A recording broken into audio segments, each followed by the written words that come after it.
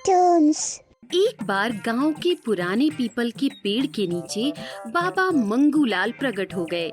ऐसी अफवाह फैल गई। वो पेड़ के नीचे बाबा जी के वेश में भगवे के कपड़े पहने हुए आंखें बंद करके बैठे हुए थे। आओ जल्दी, मंगूलाल बाबा को सिद्धि प्राप्त हुई है। वो तो भविष्य बता सकते हैं। जल्दी आओ, अपने सारे परेशानियों का इलाज जान लो। हाँ हाँ, जल्दी जल्दी आओ और अपना भविष्य जान लो। गांव में कई अशिक्षित और गरीब लोग उनके भक्त बन गए। बहुत ही थोड़े दिनों में बाबा का बोलबाला हुआ। बाबा जी बचा लीजिए, मेरे सारे पैसे खत्म हो गए। प्लीज मेरे ऊपर पैसों की बारिश करवा दीजिए। हाँ बेटा, मैं समझ गया तुम्हारी बात। ये पूजा करने से तुम्हारे घर पर पैसे आएंगे। अभी तुम चुपचाप हाथ जोड़कर खड़े रहो। सामने खड़ा इंसान हाथ जोड़कर बाबा जी से विनती कर रहा था और बाबा जी ने झट से एक हाथ ऊपर किया और उनके हाथ में अंगारा आ गया। उन्होंने उसे देते हुए कहा, ये अंगारा तुम्हारे घर के सारे दिशाओं में और कोनों में फेंको। तुम्हारा घर जल्द से जल्द पैसे आ जाएंगे। अलख निरंजन। थैंक यू बाबा जी, आपका बहुत बहुत धन्यवाद। मंगूलाल बाबा की जय हो। बाबा, मेरी जॉब लगेगी या नहीं, प्लीज बताओ, मैं बहुत चिंता में हूँ। रुको बच्चा, मैं अभी भगवान से बात करता हूँ। चुपचाप पीछे खड़े हो जाओ। सब लोग आंखें बंद कर लो, अभी बाबा जी भविष्य देखेंगे। ओम ह्रीं क्लीं। भगवान बताओ जल्दी, मेरे इस भक्त की जॉब लगेगी या नहीं? अच्छा ठीक है, बताता हूँ। ठीक है। क्या कहा भगवान ने? बच्चा, तुम्हारी जॉब लग जाएगी, तुम टेंशन मत लो। बस भगवान को 2022 रुपए का प्रसाद चढ़ा दो। लेकिन इतने पैसे नहीं है मेरे पास। अगर भगवान की बात नहीं मानोगे तो कभी भी जॉब नहीं लगेगी तुम्हारी। अरे नहीं, ऐसा मत करो। मैं प्रसाद चढ़ा दूंगा भगवान जी को। प्लीज मेरे जॉब का काम करो। हो जाएगा। मंगूलाल बाबा की जय हो। चलो अब आरती की तैयारियां शुरू करो जल्दी। मंगूलाल बाबा का कहना था कि वो भविष्य जानते हैं। फिर क्या, जिन लोगों को अपनी भविष्य जानने की इच्छा थी, उन लोगों की बाबा के सामने कतारें लग गईं। रुको, मुझे भी बाबा से कुछ अपनी परेशानियां पूछनी है। मुझे भी अपना भविष्य देखना है। नहीं, अब पीछे हटो। अब आरती का समय हो गया है। चलो जल्दी एक लाइन में खड़े हो जाओ। ओम जय महाकाल बाबा, जय महाकाल बाबा। भक्त जनों के संकट, दास जनों के संकट, क्षण में दूर करे। जय मंगूलाल बाबा, जय मंगूलाल बाबा। महाराज रोज नए नए चमत्कार करते। कभी कभी वो हवा से अंगूठी निकालते और कभी कभी वो सिर्फ हाथ पकड़कर अंगारा निकालते। मामला और भी भयावह लग रहा था। अरे यार लंबू, बहुत दिन हो गए, कोई अच्छा जॉब नहीं मिल रही। क्या होगा मेरा भविष्य? अरे देखो, वो मंगलू बाबा है ना, उन्होंने बहुत से लोगों की जॉब लगवाई है। चल अपन उनके यहाँ जाते हैं। वो कोई एजेंट है क्या? उनके सब लोगों से कांटेक्ट है क्या? अरे नहीं, उन्हें सिद्धि प्राप्त है, वो भविष्य देख सकते हैं। और अगर कोई परेशानी हो तो डायरेक्ट भगवान से बात करके उसे सॉल्व करते हैं। अरे ऐसा कुछ नहीं होता, ये सब अंधविश्वास है। ऐसा कुछ नहीं होता, ये धोखा देकर लोगों को ठगने का काम है। उससे अच्छा अपना काम करो, परेशानियां वैसे ही कम होगी।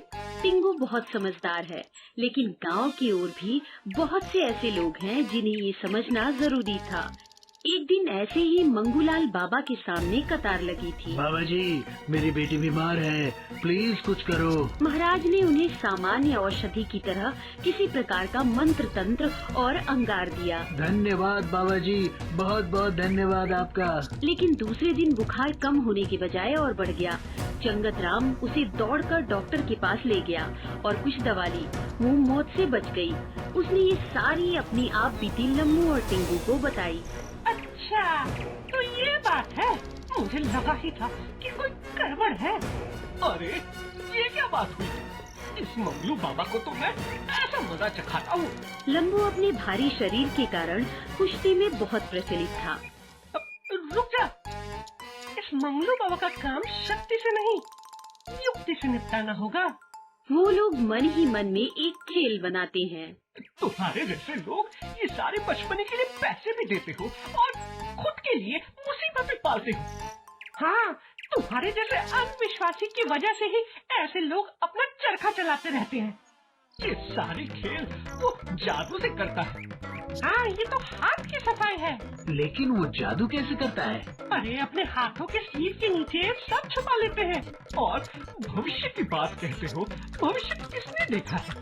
वो सब अच्छा अच्छा बताता है। ये सब टिंगू ने मुझे समझाया। उन दोनों की बातें समझाने से चंगतराम की भी अकल ठिकाने आ गई। अब इस मंगूलाल को तो सबक सिखाना होगा। तुम ही कुछ कर सकते हो। रुको, मैं कुछ दिमाग लगाता हूँ। उन्हें पता था कि चमत्कार जैसी कोई चीज नहीं होती। रात में सब लोग निकल जाने के बाद टिंगू मंगूलाल जहाँ बैठता था उस पीपल के पेड़ के नीचे आ गया। सबके सामने, गाँव वालों के सामने कैसे लाए? क्या हुआ बच्चा, अपने आप में ही क्यों बड़बड़ा रहे हो? टिंगू भी मंगलूलाल बाबा के पास आ गया और बाबा के कान में कहने लगा। बाबा जी, इस पेड़ के नीचे बहुत सारा खजाना है, आप रात को निकाल लीजिएगा। इस बात को सुनते ही बाबा जी की आंखें बड़ी बड़ी हो गई। लालची मंगलूलाल को लगा कि अब मैं इसे भेज देता हूँ और अकेले ही खजाना निकाल लेता हूँ। क्या हुआ बाबा जी, अकेले अकेले ही क्या बड़बड़ा रहे हो? टिंगू को मंगलूलाल की आंखें देखकर समझ गया था कि अब ये मेरे झांसे में आ गया है। बाबा जी ने चिल्लाकर कहा, मुझे सब पता है, मुझे मत बताओ। फिर क्या था? बाबा जी ने रात को पेड़ के नीचे खुदाई शुरू कर दी। अरे यार, अब 2 घंटे हो गए, मैं इस जमीन पर खोद रहा हूँ, नींद भी नहीं हुई, खजाना तो मिलने से रहा। एक काम करता हूँ, थोड़ी देर और खोद कर देखता हूँ। बाबा रात भर गड्ढा बनाता रहा, खजाना ढूंढता रहा, लेकिन उसे कोई खजाना नहीं मिला। वो थक कर वहीं सो गया और सुबह होते ही बाबा जी की नींद खुली तो सामने पूरा गांव खड़ा था। अरे जल्दी पानी लाओ, जल्दी आओ, बाबा जी ने आंखें खोली।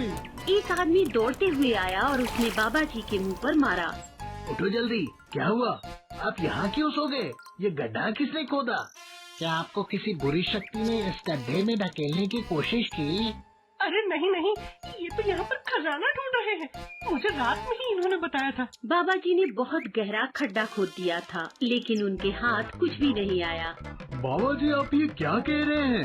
क्या कर रहे थे आप? सबको साथ में वहाँ देखकर बाबा जी गुस्से में आकर बोले, टिंगू, तूने मुझे बताया था कि इस पीपल के पेड़ के नीचे खजाना है। टिंगू ने हंसकर बाबा जी को कहा, आपको तो भविष्य पता है, आपको ये पता होना ही चाहिए था। मैंने बस यूं ही बात बनाई थी, इस पेड़ के नीचे कोई खजाना नहीं है। सभी गांव वालों को बाबा के इस पाखंड के बारे में पता चल गया। बाबा और उसके कोई भविष्य का पता नहीं था। ये सब लोगों ने जान लिया और सब लोगों ने बाबा मंगलूलाल को वहाँ से भगा दिया और फिर से एक बार टिंगू की चतुराई की चर्चा होने लगी।